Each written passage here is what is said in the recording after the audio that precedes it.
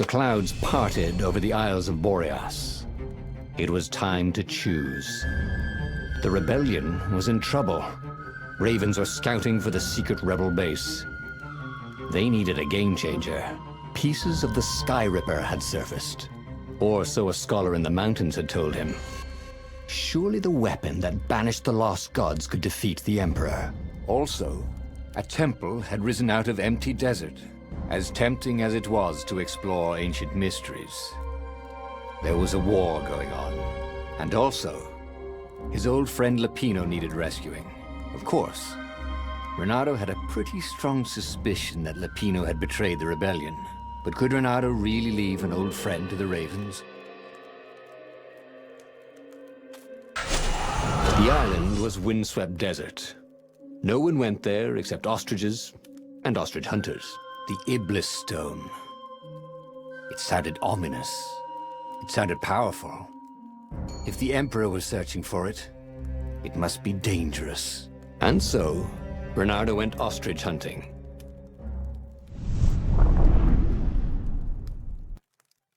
Every child could sing verses about the Sky Ripper, but ancient codices held hints of other things. A stone that ate souls, a ruby that drank blood, a jewel only a righteous man could give away. Were all these things the Iblis Stone? Long hidden in a buried temple? Another ancient item that was only resurfacing now? Drawn up from the deeps by the Emperor's horrific rituals?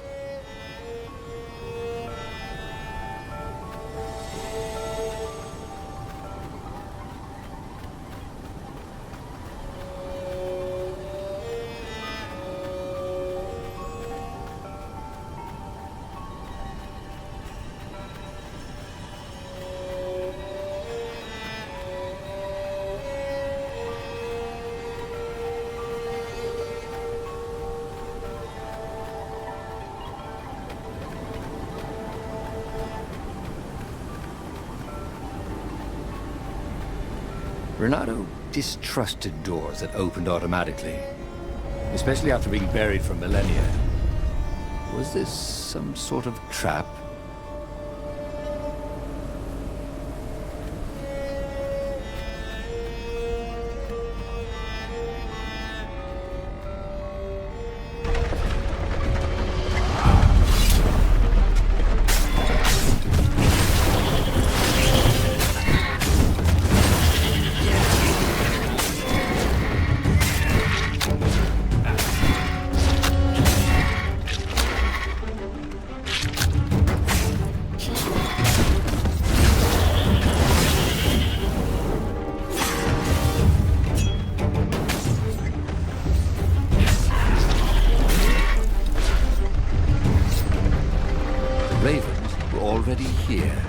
Cawing in frustration. They were still searching for a way in. Good. And he hadn't come too late.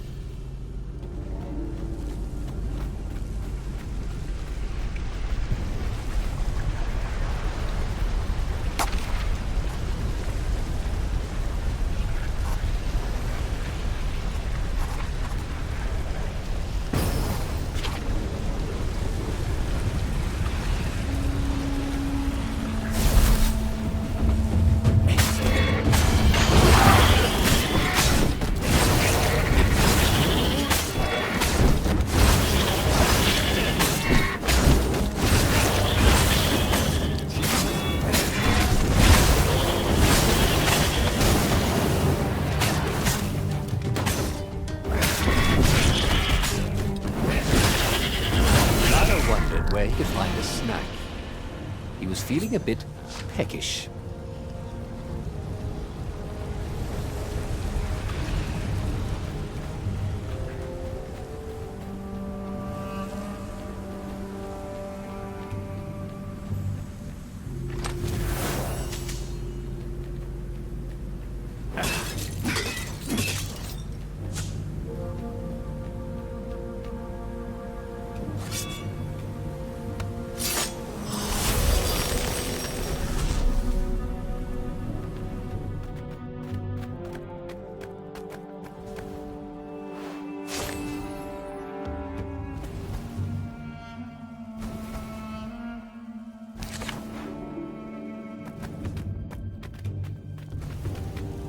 A road less traveled. This could be fun. If it wasn't fatal, that is.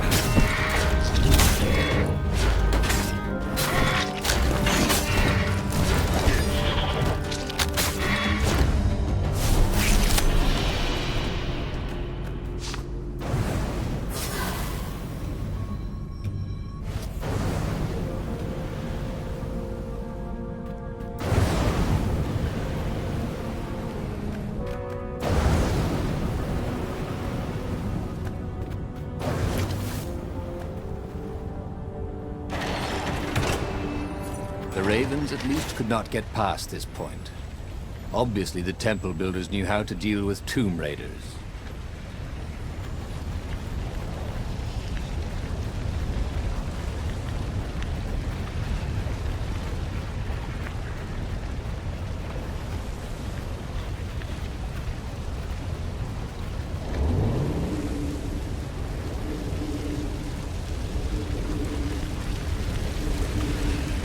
This wasn't actually such a hard puzzle, come to think of it.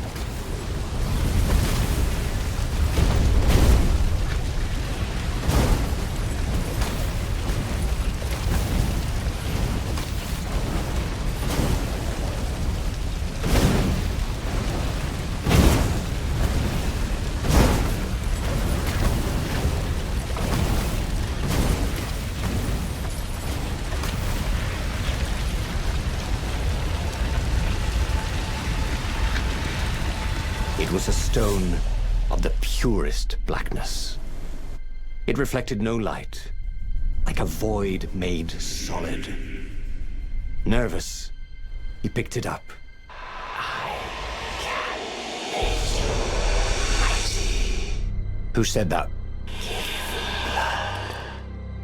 It was the stone. Eager. Thirsty. Kill the Emperor's daughter.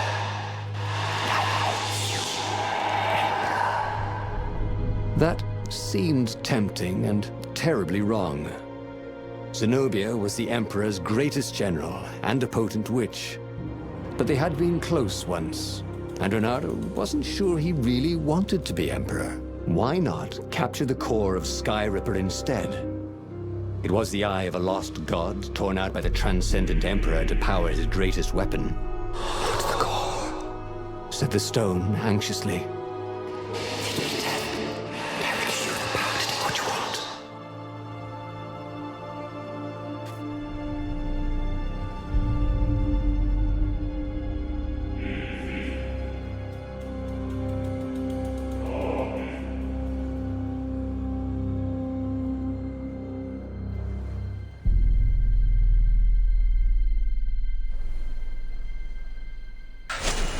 The stone bothered him.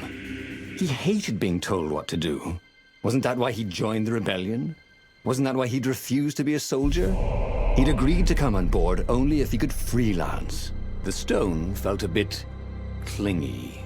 The sage Calaveras had told him where to find the Sky Ripper, a weapon capable of challenging the gods. Even without its armature, the core would still possess great power. He would go there. The moment he landed the Farfarer, Renato had a rare feeling of regret. It's not too late, he thought. He could turn around and sail for Zenobia's island. He frowned. Wait a minute. He didn't want to kill Zenobia, did he? Sure, technically she was the enemy, but they'd been at sword food school together. They'd never been lovers, but somehow they'd been closer. She'd told him every secret about herself. Except the biggest one. That she was the Emperor's daughter. No. Kill Zenobia, whispered the stone. before it's too late.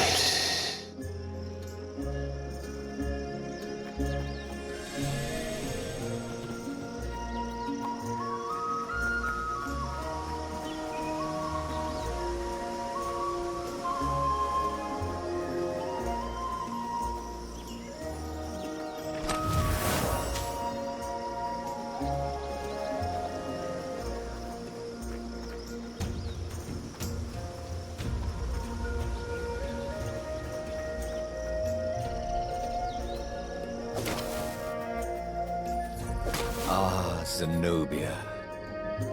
Now that he knew she still loved him, he wanted to go back to her. But that hadn't worked out, had it? Maybe it was time to find the core of the Sky Ripper.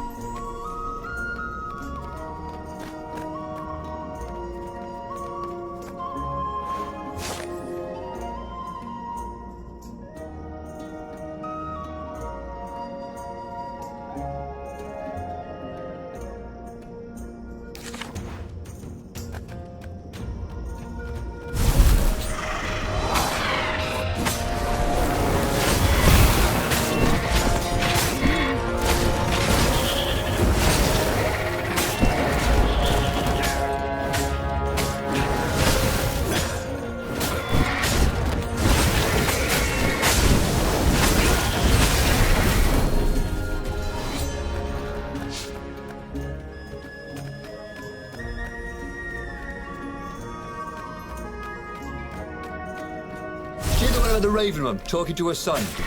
You don't write, you don't call. Get it? Call? I just made that up.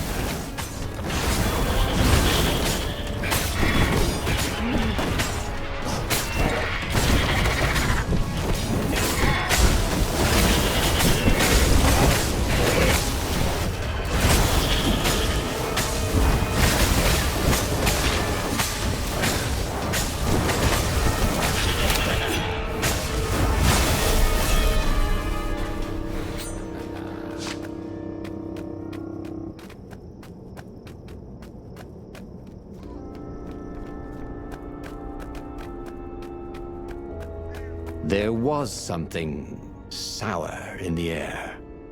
Like the earth had ruptured over something that had been fermenting for a very long time.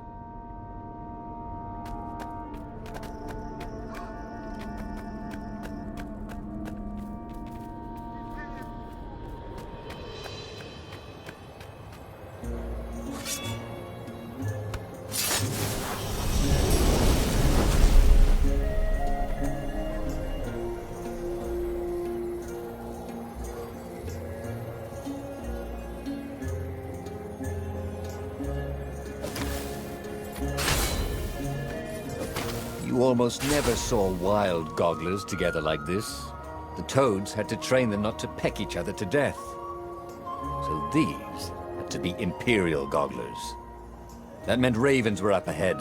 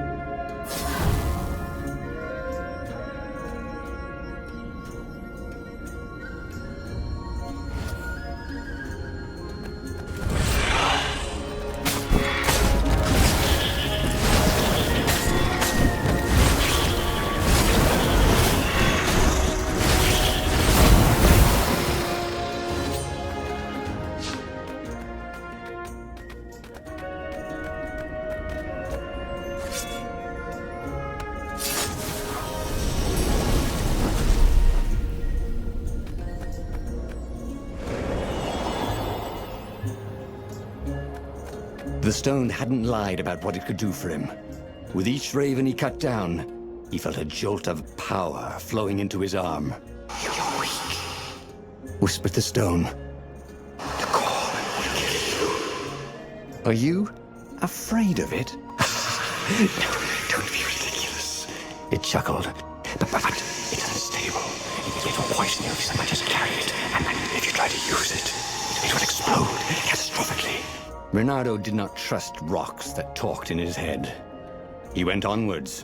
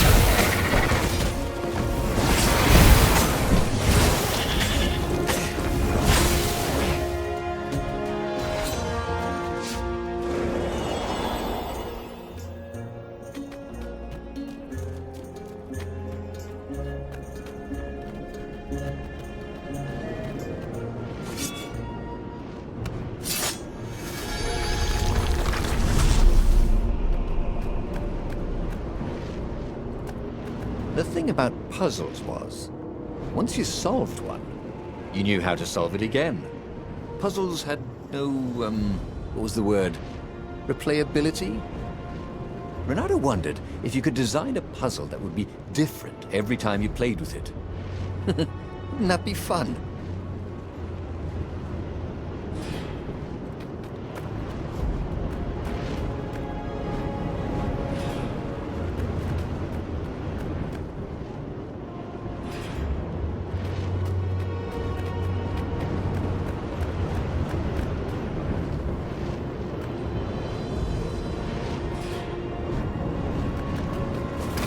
feel the burn.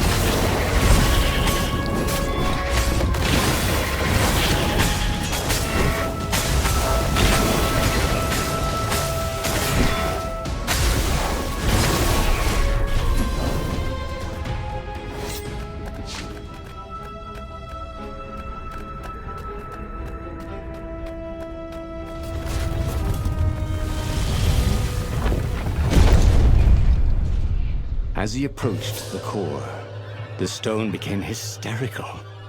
No, it's too much power. We will rip a hole in space and time. He had a sudden vision of plunging his gauntlet into the core and dying in anguish. That wasn't his vision, was it? The stone had sent him its darkest fears, hadn't it? He had a sudden impulse to do exactly that. He raised his right fist and plunged it into the core. There was a rush of light. He thought he could hear the stone screaming. And then he passed out. When Renato came to, the core was gone. But the Iblis stone was no longer black, but glowing with a blue light. And it was silent. "I can't hear you," he sang out, and "Yoo-hoo!" It didn't answer. "Ha!" he said. He had defeated the demonic gem with the power of his mind. He felt invincible. It was time to attack the Imperial outpost on the Nexus. Take the battle to the enemy. But among the huge crystals, there was also an observatory.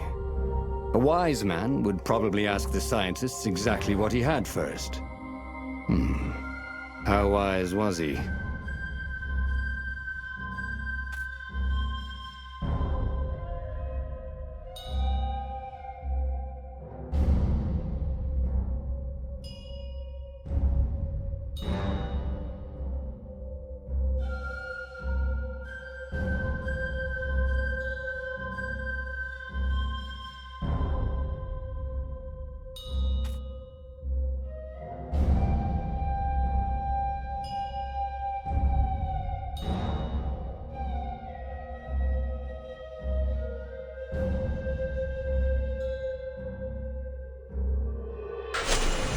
As the Farfarer made its way toward the Nexus, Renato could see tiny sparks in the blackness that was the Iblis stone, as if somewhere within it, the core was still spitting out energy, which the Iblis stone sucked in hungrily. You'd think the stone would want this kind of power, wouldn't it? Thought Renato. Well, the scientists would explain it all.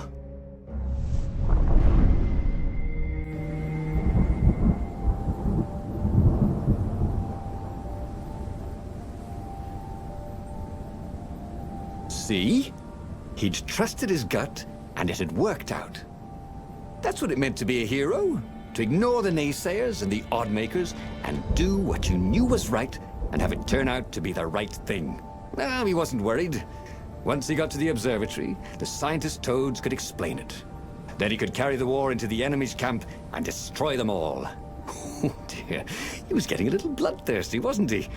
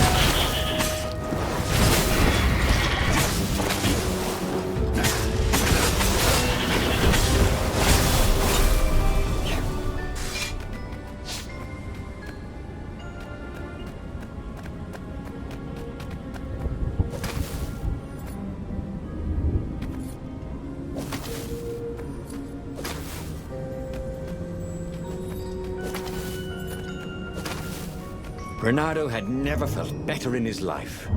Normally, a battle would wear him down and he would need a night's sleep. Now he felt like he could go all night and all day. He felt like people were cheering him on, and he could practically hear their applause as he slew one raven after another.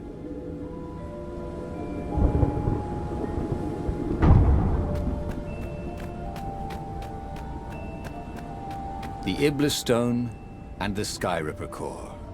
Two artifacts from the time of legends. Reynardo was becoming a legendary hero, wasn't he? He had enough power to save the rebellion, but he had to understand this power, so he would not misuse it.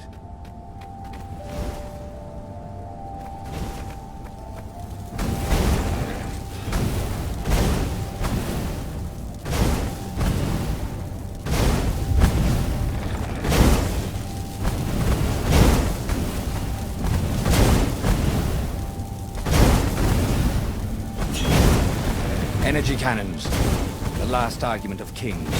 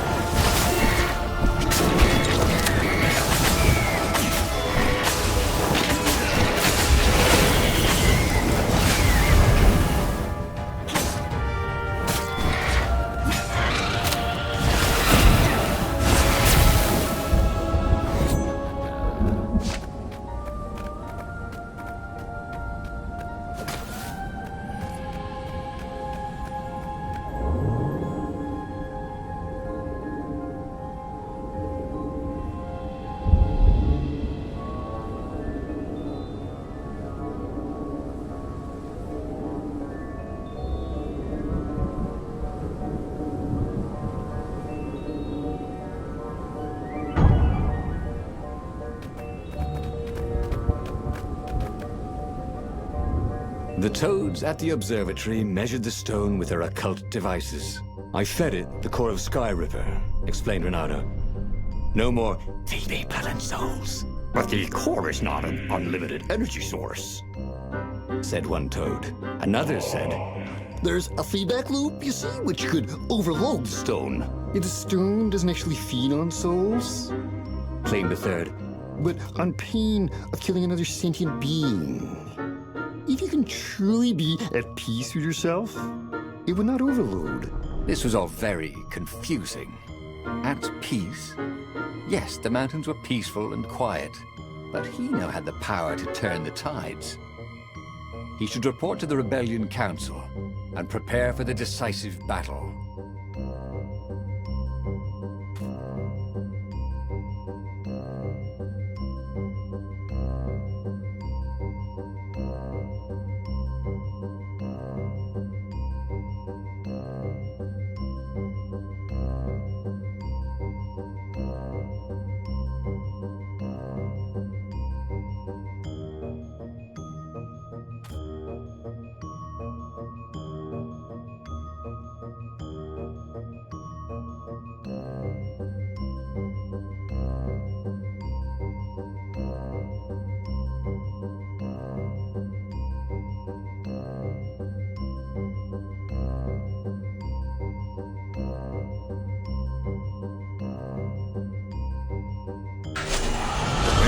Couldn't make sense of anything the toads said, and listening to them argue made him restless. The Iblis Stone had made him a power in his own right. The core had kicked the Iblis Stone out of his head by filling it with more power than it could eat. It was time to meet the leadership of the rebellion. It was time to go to the ruins where they had hidden their secret base.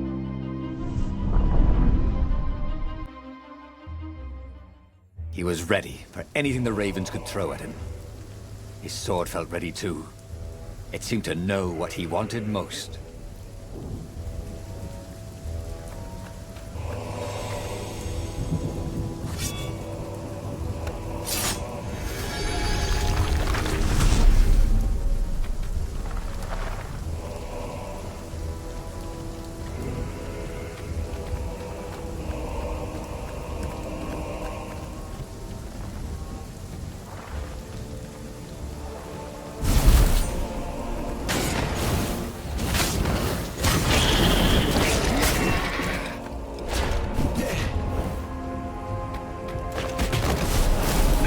about librarians.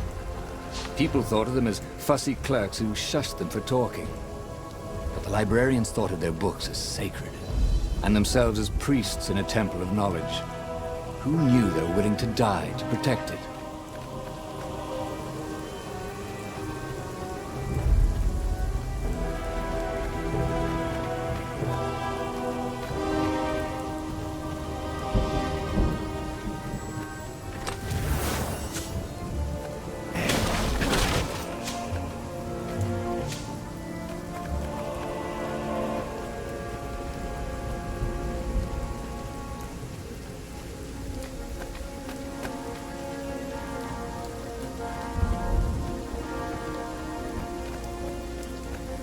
Hypatia had been the first woman who'd ever tried to convince Ronaldo he was smart. He knew he wasn't nearly as clever as he thought he was. But she'd pushed him to think things through. She had a vision of him that was better than his own.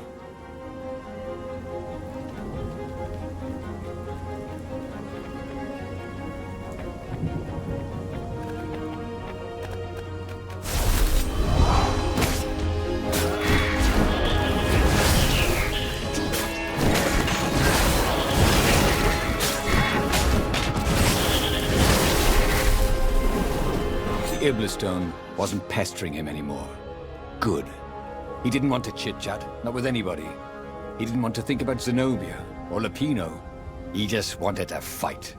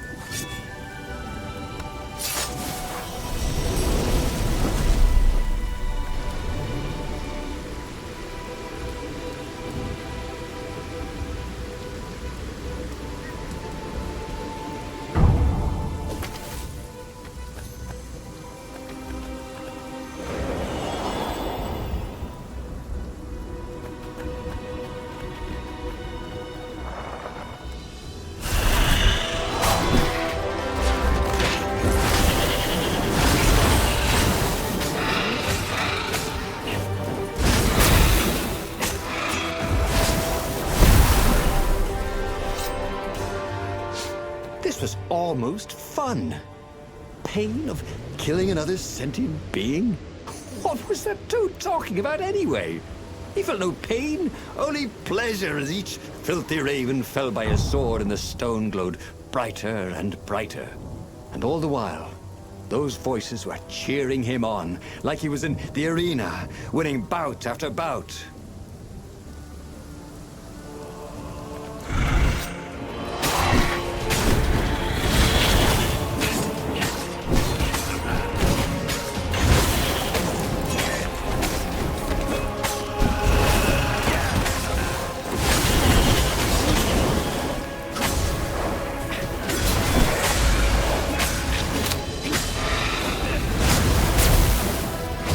Ronaldo knew more than he ever had.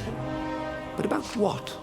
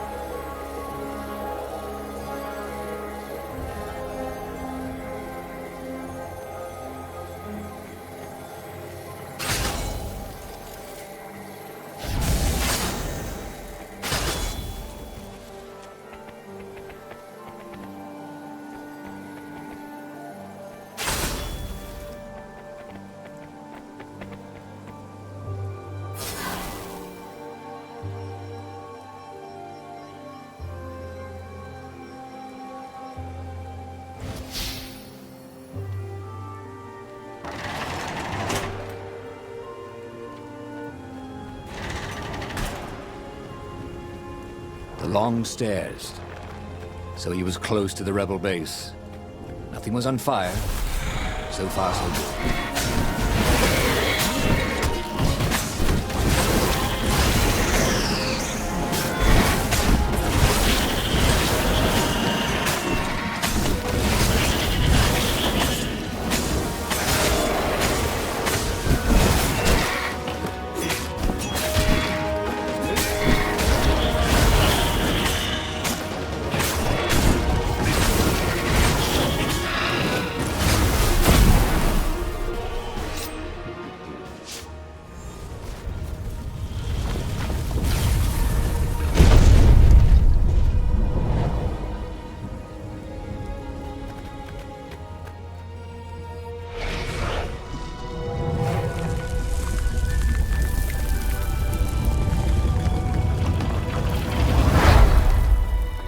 He slew and slew across the ruins and into the labyrinth that hid the secret rebel base. He was surprised not to see any defenders or even any of the council toads. When he reached the council chambers, there were still no toads, only filthy ravens.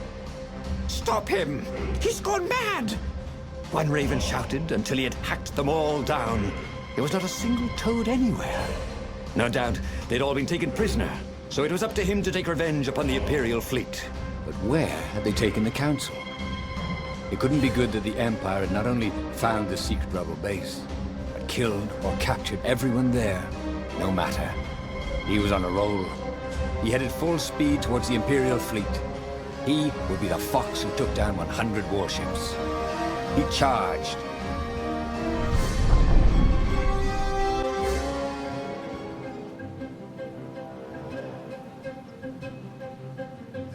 The Imperial fleet was huge and deadly, but he was deadlier. The crowd was cheering him on. He could practically hear it. "Renardo, the hero of the rebellion!"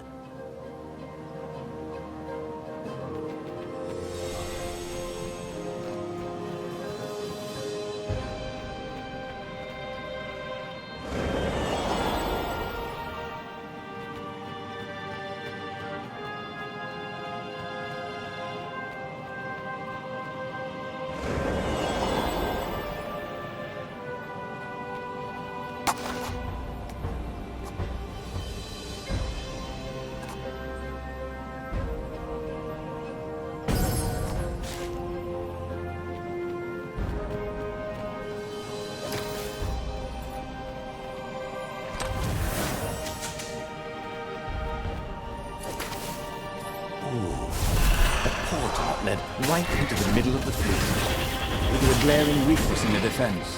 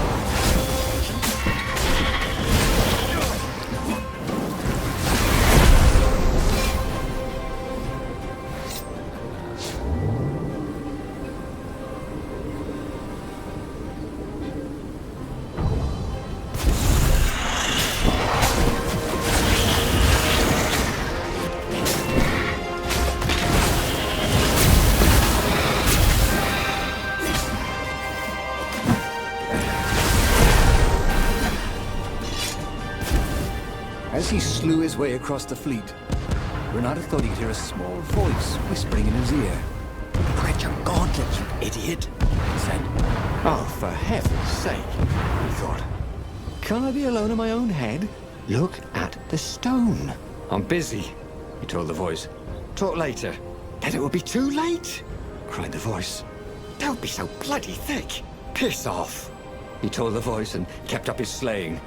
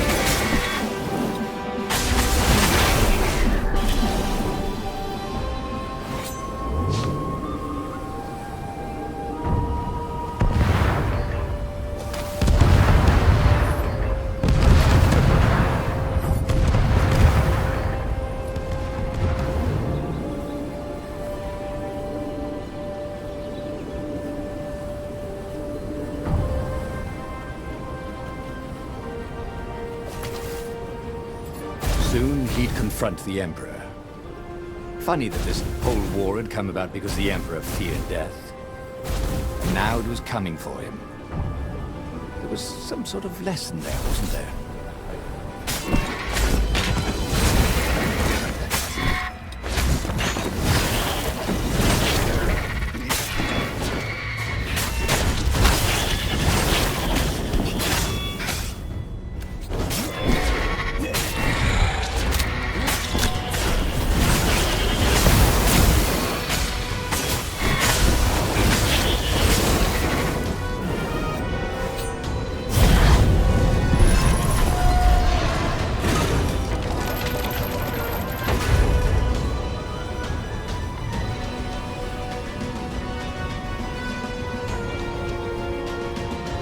There was the Emperor.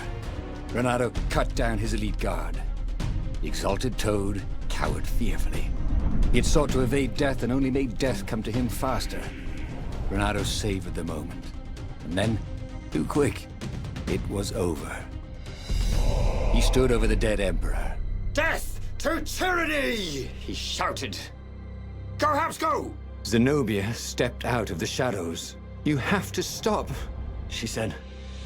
You've killed everyone. Our ravens, your rebels. You murdered the whole rebel council. What? Oh, the ravens killed the council. You big idiot. They don't even know what the secret base is. Shouted Lapino, who was with her for some reason.